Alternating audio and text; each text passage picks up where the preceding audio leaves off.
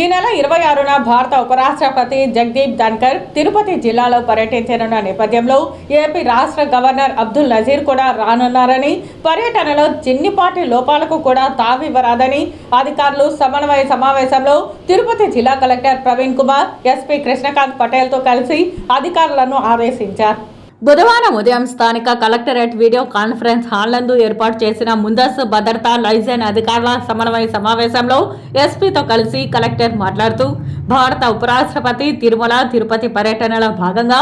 ఈ నెల 26న ఉదయం 10:30 రేణిగుంట విమానాశ్రయం చేరుకుని అక్కడి నుండి 10:35 రోడ్డు మార్గాన తిరుమలకు చేరుకొని శ్రీవారి దర్శన అనంతరం తిరుమల నుండి బయలుదేరి 1 గంటకు నేషనల్ సాంస్క్రిట్ యూనివర్సిటీ చేరుకొని 3వ స్నాతకోత్సవంలో ముఖ్య అతిథిగా పాల్గొని మధ్యాహ్నం 2:30 తిరుపతి విమానాశ్రయం చేరుకొని తిరుగు ప్రయాణం కానున్నారని తెలిపారు.